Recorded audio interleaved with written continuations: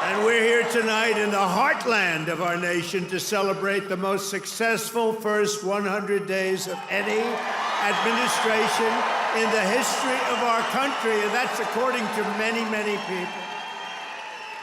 Esta semana se cumplieron los primeros 100 días de la segunda gestión de Donald Trump como presidente de Estados Unidos.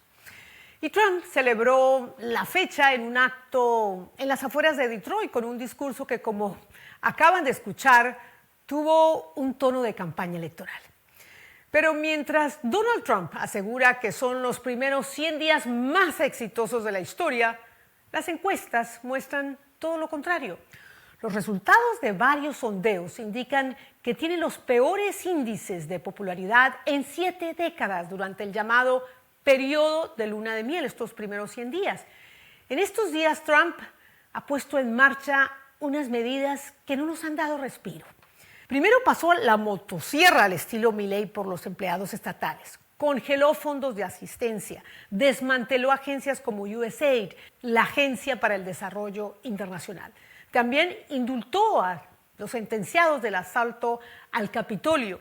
Deportó a más de 142,000 inmigrantes indocumentados y amenaza con una deportación masiva. Propuso crear en Gaza un resort, anexar a Groenlandia y comprarlo, anexar a Canadá, recuperar el control de Panamá. También prometió frenar la guerra entre Rusia y Ucrania. Y en las últimas horas se conoció el acuerdo para que Estados Unidos tenga acceso a los recursos naturales de Ucrania a cambio de un fondo de reconstrucción. Un acuerdo que Trump aparentemente terminó de sellar con Zelensky en la reunión que mantuvieron durante el funeral del Papa Francisco. Y bueno, también recordarán la guerra arancelaria de la que ya hemos hablado en este programa, que causó una conmoción mundial. Fueron 100 días de un golpe de efecto tras otro.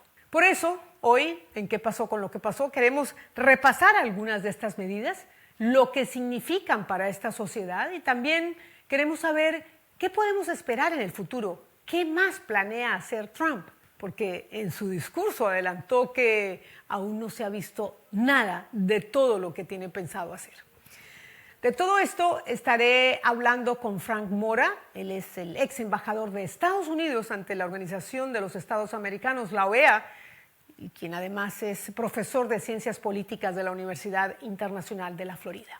Pero antes los invito a que se suscriban a mi canal. Si les gusta el programa, si les gusta ¿Qué pasó con lo que pasó?, una forma de apoyarme es suscribiéndose al canal en YouTube. Un solo clic a la palabra suscribirse y ya está. Es totalmente gratis. Y además de YouTube, también me encuentran en Spotify, así que espero que sigamos sumando muchos seguidores en ambas plataformas. Y gracias, muchas gracias a todos los que ya me siguen.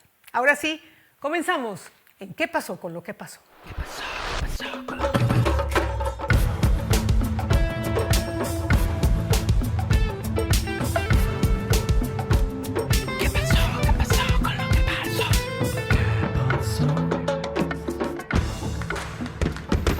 Embajador Frank Mora, gracias por acompañarnos. Bienvenido a ¿Qué pasó con lo que pasó?, para hablar precisamente qué ha pasado en estos 100 días de gobierno de la segunda administración de Donald Trump, que comenzó en esteroides, diría yo.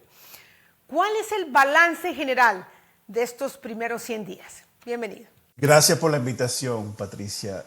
Bueno, primero yo creo que el objetivo más que nada ha sido desmantelar las estructuras que han gobernado el Estado administrativo, que ha gobernado este país durante los últimos por lo menos 200 años. Y en el tema internacional también desmantelar, tratar de reestructurar un sistema internacional que se estableció después de la Segunda Guerra Mundial y que ha mantenido la paz y que ha resultado en prosperidad durante los últimos 80 años. Y el presidente Trump está con sus políticas internacionales, de las cuales podemos entrar más en detalle, está tratando de, como casi un anarquista, yo diría, prendiendo fuego a esas estructuras.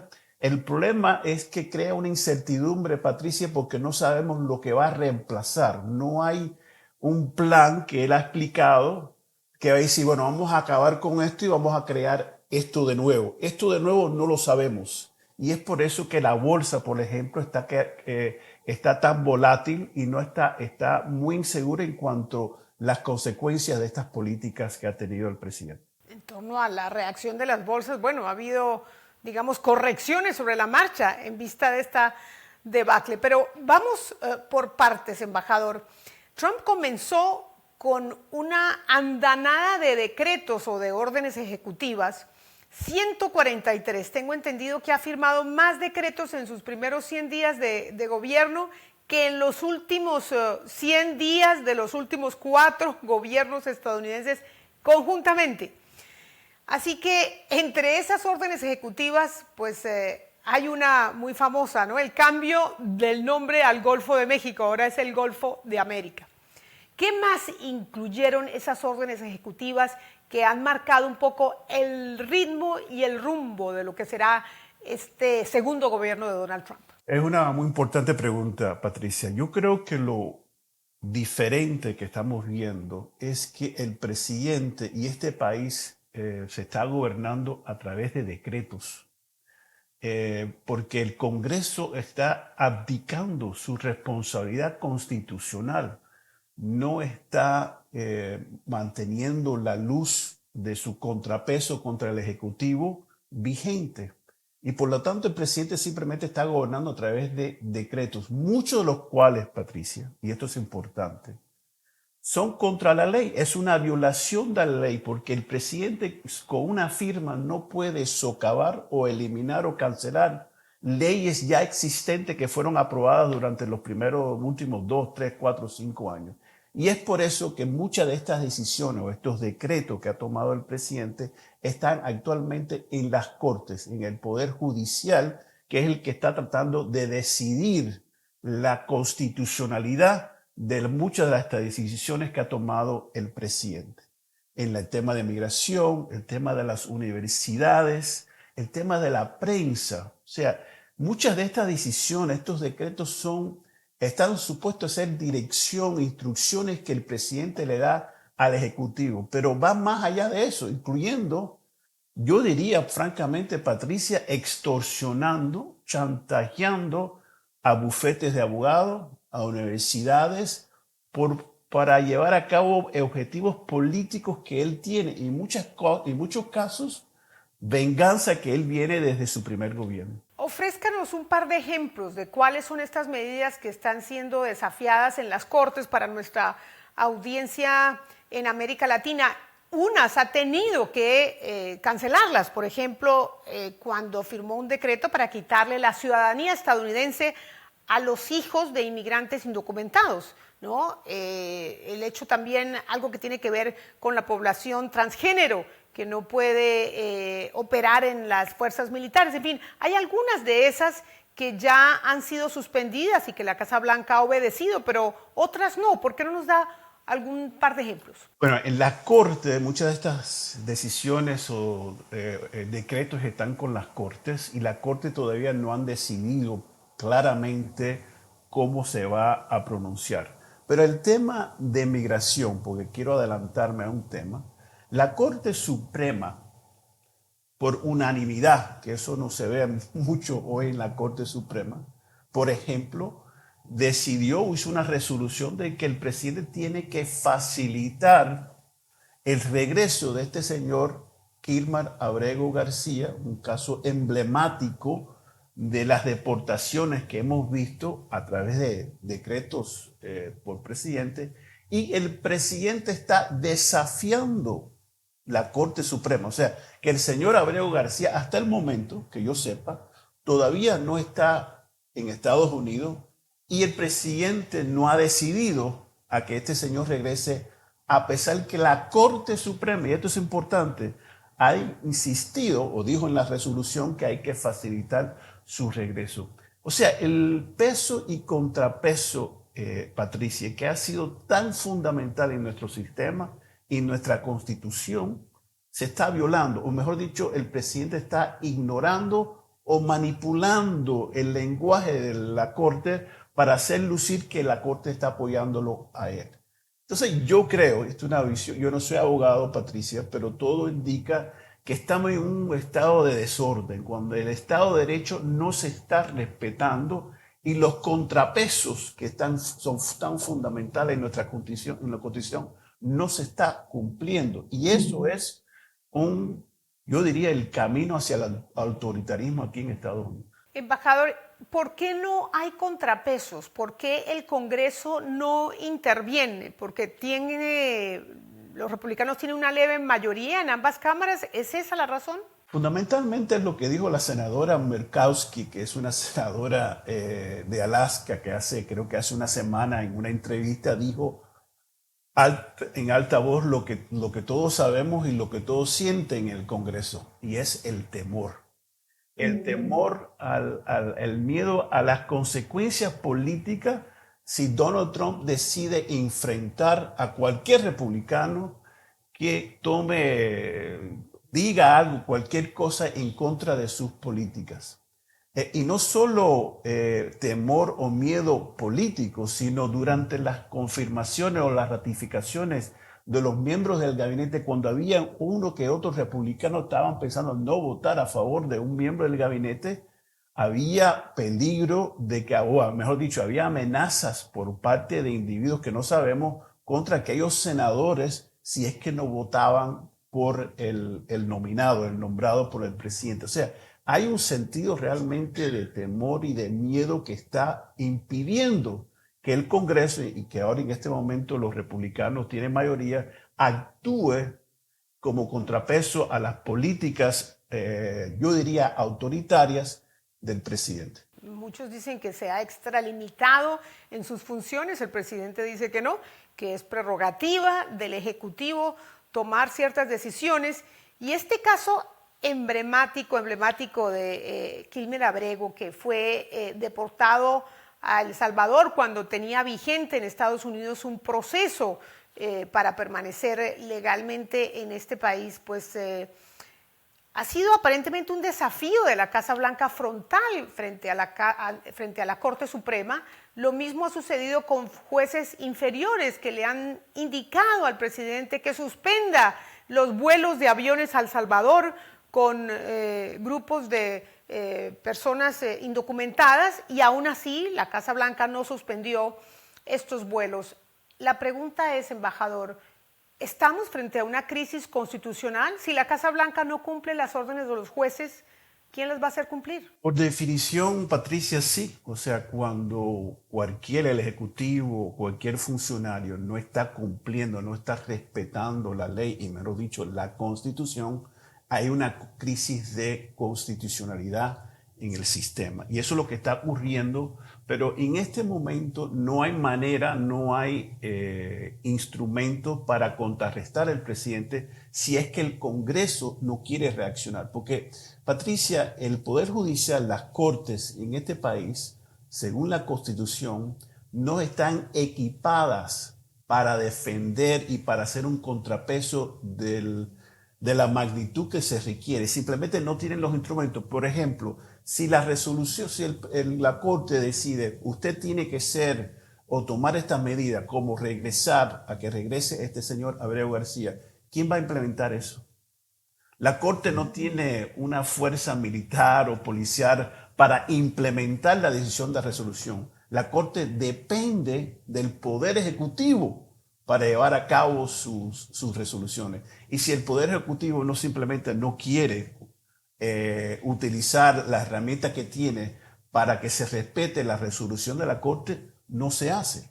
Y es por eso que yo insisto, yo creo que tiene razón de que estamos en un momento muy, muy delicado de la constitucionalidad, donde el presidente, la única manera que se puede enfrentar a un presidente es a través de un impeachment, un juicio político del cual, pues, como uno puede imaginar, el Congreso no va a actuar. Por ahora eso no se ve en el horizonte, especialmente porque el Partido Republicano tiene mayoría en ambas cámaras.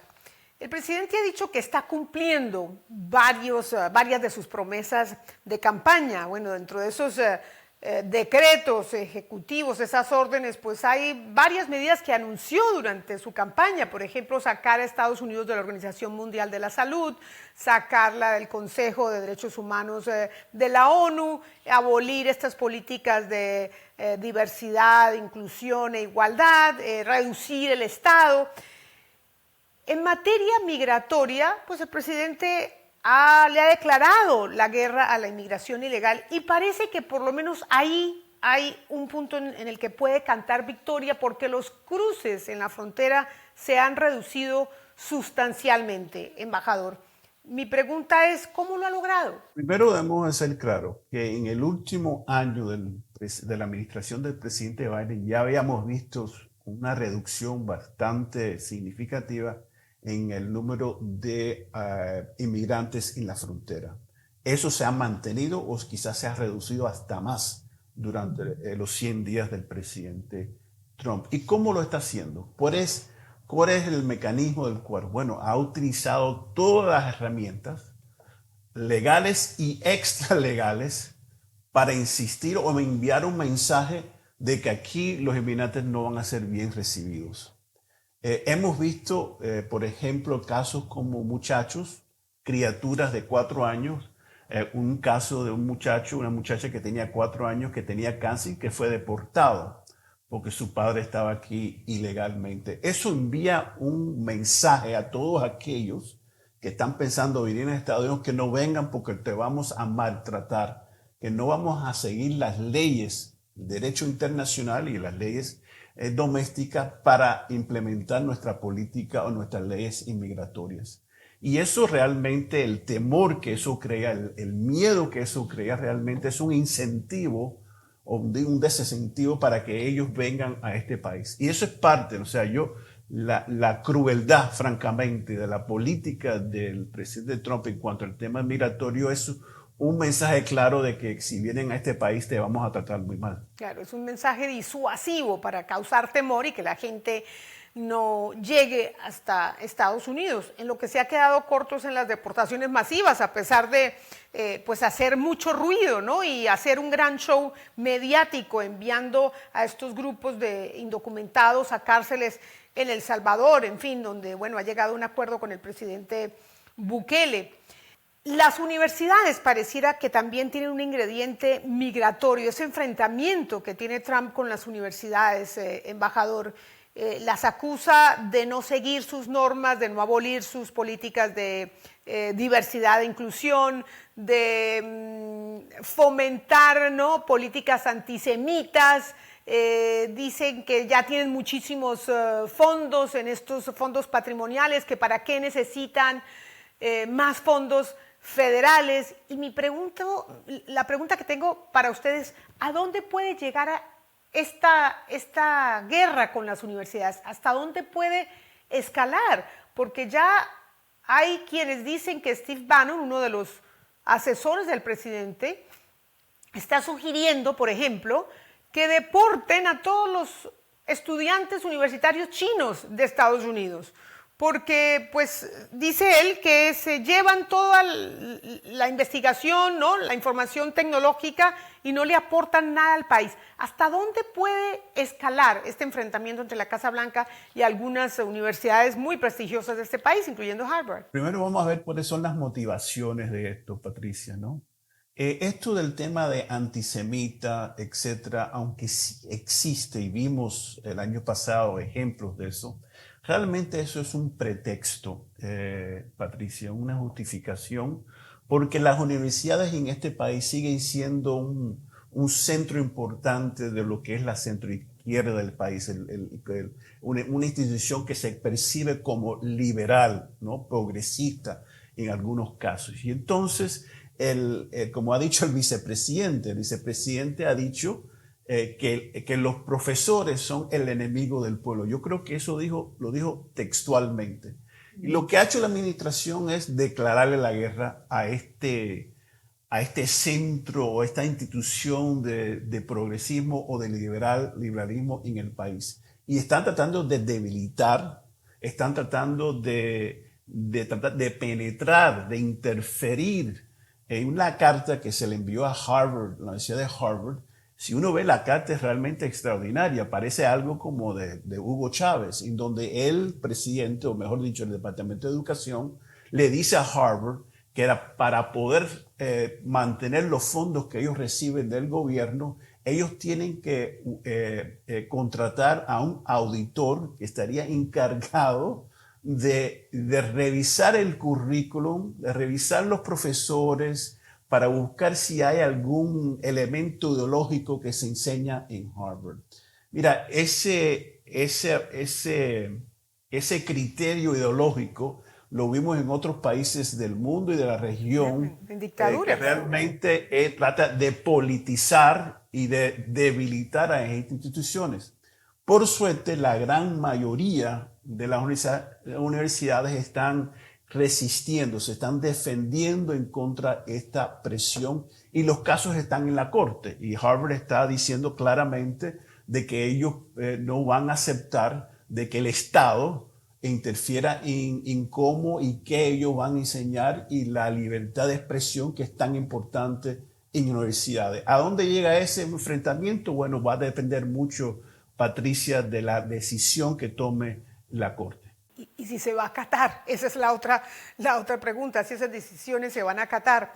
Pasemos al tema económico, donde también se ha reflejado este estilo de confrontación, de choque con el que ha iniciado su segunda administración, su segundo gobierno, Donald Trump.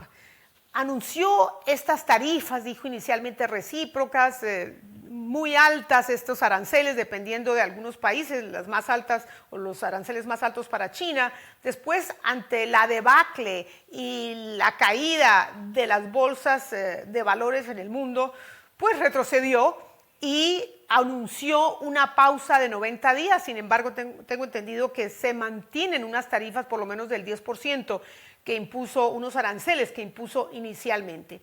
¿Qué puede pasar de aquí en adelante, embajador? Las bolsas poco siguen volátiles, ¿no? Han recuperado algo del terreno perdido, todavía la gente se queja un poco de la inflación, hay despidos masivos en el gobierno federal. ¿Esto cómo puede afectar la economía y qué puede pasar de cara al futuro? Bueno, los expertos, los economistas, aquellos que trabajan en la bolsa, Patricia, ya han indicado que hay un alto nivel de probabilidad que vamos a entrar en una recesión, un estancamiento económico. Sabes que los buques que están viniendo de Asia vienen llenos a la mitad porque no hay suficientes productos que vienen a Estados Unidos por la tarifa de 145%, creo que es en este momento contra China, por ejemplo. Y entonces lo que va a resultar es en dos cosas: una escasez y o altos precios para los consumidores. Y ya los consumidores, estamos viendo en las cifras, están perdiendo confianza, no están queriendo consumir o comprar porque temen lo que viene y es a precios mucho más altos. Esta decisión por parte del presidente, es cierto que ha dicho que él siempre ha creado y piensa que la mejor manera de reestructurar la economía mundial es a través de la tarifa. Los economistas un 100% están en desacuerdo con eso, pero como que yo no veo un plan. Volvemos a esto, lo que dije anteriormente, que el presidente está prendiendo fuego a un sistema, pero como que no sabemos exactamente lo que viene después y está creando tanta incertidumbre, tanta ansiedad, este desorden, esta improvisación, y yo diría capricho por parte del presidente, sin saber lo que viene después. Él sigue insistiendo que vamos a estar mejor después. Pero bueno, sería en contra de todos los pronósticos que nos están dando los economistas de que el resultado final, si es que se mantienen estas tarifas, Patricia, es más escasez, precios más altos y la moneda, el dólar bajando, como hemos visto en los últimos 2 o 3 semanas, que el dólar ha perdido mucho valor. No es tan fuerte como se venía registrando. Ahora, embajador, hablando de estos aranceles, Jeff Bezos, el dueño de Amazon, anunció que iba a indicar en el precio de cada producto qué porción de ese precio correspondía a los nuevos aranceles impuestos por Donald Trump. Bueno, La Casa Blanca reaccionó airada diciendo que esto era una política desleal, en fin, y Jeff Bezos retrocedió, aparentemente. Mi pregunta es, ¿cuánto poder tiene el presidente? ¿Por qué incluso la empresa privada también pareciera temerle? Que durante el poco tiempo que lleva en el poder, a través de sus decretos, él ha concentrado un poder en la misma Casa Blanca, donde él puede decidir el destino de muchas industrias, de las universidades y de la prensa misma, Patricia. Y entonces como que este señor es capaz de cualquier cosa. Entonces la idea es cómo acomodarnos, cómo apaciguarnos, ¿no? Y para mí yo creo que ese es el peligro que tenemos en la democracia. No es tanto lo que haga o no haga Donald Trump, es lo que nosotros, la sociedad civil, las universidades, la prensa, el sector privado, hagan o reaccionen a esta amenaza a la democracia. Hemos visto en otras situaciones, Patricia, donde el autoritarismo se está consolidando, de que el sector privado y otros sectores de la sociedad, si ellos se acomodan a eso y no se enfrentan a esa amenaza, pues entonces eso resulta en la desaparición de la democracia. A mí me parece que estamos siguiendo un guión peligroso, Patricia, de que si seguimos por este camino donde la sociedad tiene temor a enfrentar y los impulsos autoritarios del presidente Trump, vamos perdiendo la democracia poco a poco y sabe Dios dónde podemos terminar. Claro, se consolida ese autoritarismo y bueno, a los que siguen a Trump les gustará ahora, pero ¿qué pasa cuando ya se sienta el presidente? Y esto también lo puede imitar, ¿no? Otros aprendices de dictadores en el futuro. ¿Tiene razón el presidente Trump cuando dice que usted ha representado al gobierno de Estados Unidos en una institución multilateral, embajador? ¿Tiene razón Donald Trump cuando dice que a Estados Unidos lo han exprimido, no lo han exprimido, pero le han sacado ventaja, que Estados Unidos da mucho más de lo que recibe, que el mundo se ríe de Estados Unidos porque básicamente han pagado mucho más por cosas que otros países no pagan lo mismo y que deberían haber responsabilidades compartidas, en fin, como la OTAN, la OEA, en fin, incluso USAID. ¿Tiene razón cuando dice eso, que eso se tiene que rebalancear? No sabemos finalmente cómo termine. La respuesta es no, y explico por qué. El sistema que tenemos, el sistema internacional económico, comercial, político, no es perfecto. Nadie te va a decir que es exactamente lo que necesitamos y no necesita ningún cambio. Pero Estados Unidos, y esto es importante porque él ha mantenido un discurso, una campaña mediática de que Estados Unidos es la víctima del sistema, cuando en realidad las cifras empíricas, Patricia, dice que nosotros, Estados Unidos, hemos sido los beneficiarios del sistema. Nosotros seguimos siendo la economía más grande del mundo, con las fuerzas armadas más importantes y poderosas del mundo. Tenemos las invenciones más importantes que se crean en el mundo, se crean aquí en las universidades, Patricia. Nosotros somos la economía que comercia más que cualquier otro país, con varias excepciones en el caso de China.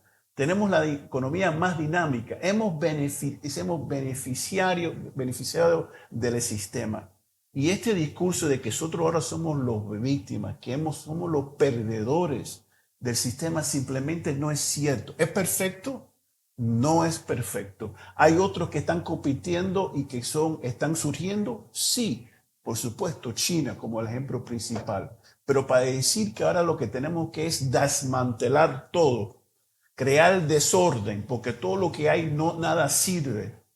Simplemente es como tirarnos en la misma cabeza, es suicidarnos. Y para mí eso es muy peligroso porque lo que viene después no sabemos. Y la probabilidad no solo de recesión, pero digo francamente, cuando hay este caos, cuando Estados Unidos se está retirando del mundo, creando un vacío, la historia nos dice, Patricia, que en esas condiciones, eso se crean las condiciones para un conflicto. Y eso fundamentalmente lo que ha mantenido la paz es el sistema que nosotros creamos después de la Segunda Guerra y eso se está desmantelando. Hablando de paz, Trump se quiere vender como un gran mediador, pacificador, ¿no? Últimamente parece que ya comenzó a perder la paciencia con Vladimir Putin en Rusia después de decir que Ucrania fue el agresor en esa guerra. En Gaza también había anticipado que podía ponerle fin a estos ataques en Gaza y bueno, ahí vemos que todavía Israel sigue liderando estas acciones militares. ¿Cree usted que va a tener éxito Donald Trump poniéndole un alto al fuego en estos dos conflictos que han acaparado la atención del mundo? No creo porque esto mucho depende de Vladimir Putin. Y Vladimir Putin no piensa que todavía la opción militar de presionar o quizás de acabar con Ucrania sigue siendo una opción posible, viable, porque piensa, en mi opinión, de que el presidente Trump está queriendo terminar la guerra en términos favorables a Putin. Y eso es lo que percibe el presidente Zelensky en Ucrania. Entonces, por lo tanto, el presidente Putin va a seguir con su agresión. No, el presidente Putin en este momento no tiene ningún incentivo para realmente negociar la paz en Ucrania. El presidente Trump dijo que iba a resolver el problema en Ucrania en 24 horas y está viendo que las cosas son mucho más complicadas. Y realmente no tiene el señor Witkoff, que es el enviado especial del presidente, que realmente no tiene ninguna experiencia en la diplomacia, en la política internacional, está negociando temas muy sensibles y muy complejos del cual no tiene experiencia y realmente, como ha dicho el mismo señor Witkoff, el enviado especial, él ve a Putin y admira a Putin en muchos aspectos. No creo que ese tipo de discurso, esa orientación va a ayudar a terminar la guerra en ese país, en esa región. La percepción de los estadounidenses, de sus compatriotas, embajador, ¿cuál es? Las últimas encuestas hablan de que hay más gente que desaprueba la gestión de Trump que la aprueba. Sin embargo, Trump dice que no confía en esas encuestas, que en las dos elecciones, ¿no? que ganó, lo daban como perdedor las encuestas y aún así ganó. ¿Cuál cree usted que va a ser la consecuencia, no solamente en la opinión pública, pero sino también la consecuencia política? Porque, bueno, tenemos enfrente una elección de medio término y me pregunto si Trump seguirá siendo inmune a todo esto que suceda a su alrededor. Políticamente no, quizás legalmente, pero políticamente no, porque realmente no son una o dos encuestas. Ya hemos visto unas 8 a 10 encuestas, incluyendo la encuesta de Fox, que indica claramente que la caída que ha tenido el presidente en los niveles de aprobación ha sido impresionante, algo que realmente no hemos visto en el poco tiempo que lleva en la Casa Blanca, no hemos visto en cualquier otra administración anterior. Y todavía queda año y medio para las elecciones intermedias.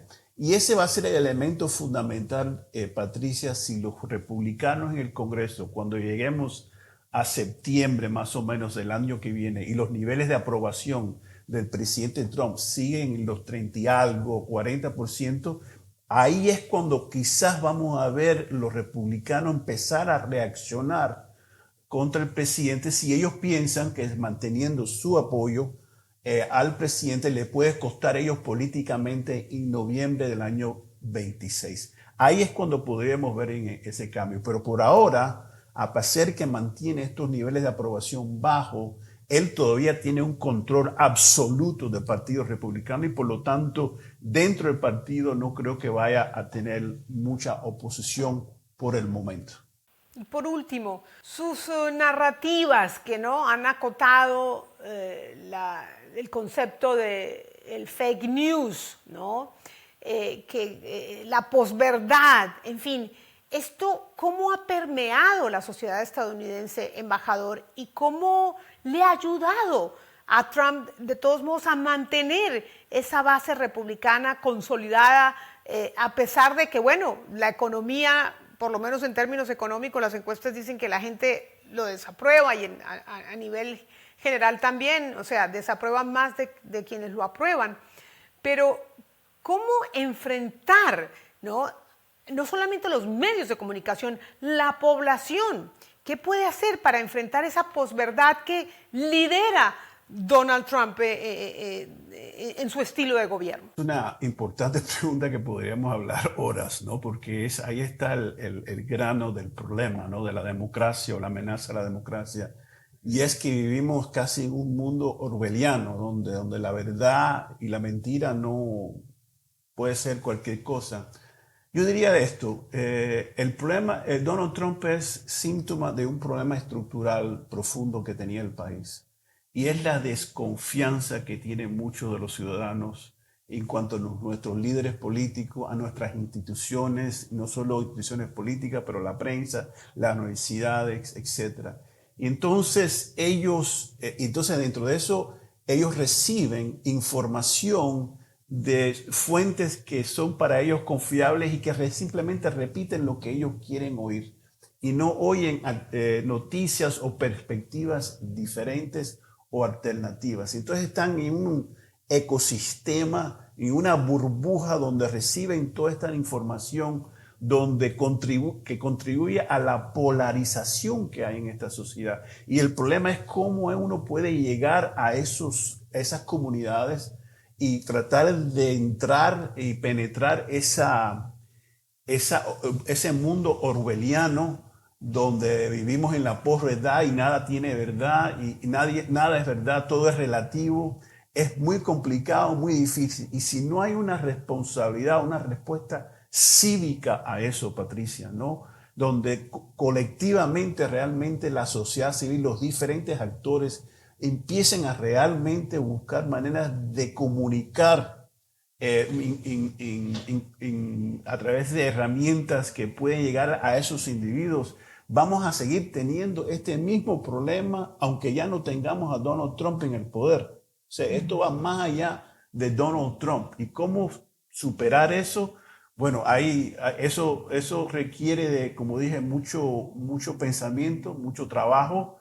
Es posible, pero es un trabajo muy complicado. La participación cívica, un buen paso para enfrentar el autoritarismo y por lo menos dejar de vivir en dos realidades paralelas. Embajador, muchísimas gracias por acompañarnos en el programa. Un gusto tenerlo aquí con esta perspectiva sobre esta primera etapa de gobierno de Donald Trump. Y bueno, de aquí en adelante estaremos atentas no solamente a las decisiones judiciales, a los pronunciamientos de la Corte Suprema, sino también a las próximas elecciones de medio término. Creo que esos son indicadores importantes que nos marcarán el rumbo de lo que pasará a corto plazo. Gracias de nuevo. Gracias a ti, Patricia. Donald Trump sigue desafiando muchos límites que hasta ahora ningún presidente de Estados Unidos se había atrevido a cruzar. El problema es que ese avance en sus políticas poco ortodoxas, esa transgresión de lo que hasta ahora parecía impensable, incluyendo leyes y normativas establecidas o reemplazar la verdad, los hechos concretos por afirmaciones falsas, eso no pareciera aún enfrentar ningún freno. Y el presidente lo sabe. Saca el mayor provecho de su poder político y del poder económico de este gran país para someter a sus oponentes. Desafía órdenes judiciales, desafía a políticos, desafía a abogados, desafía a periodistas, desafía a algunas universidades. No solo desafía, sino se impone porque aún mantiene un gran poder. Y de la acumulación de poder, bueno, es inherente los abusos, los excesos, el autoritarismo.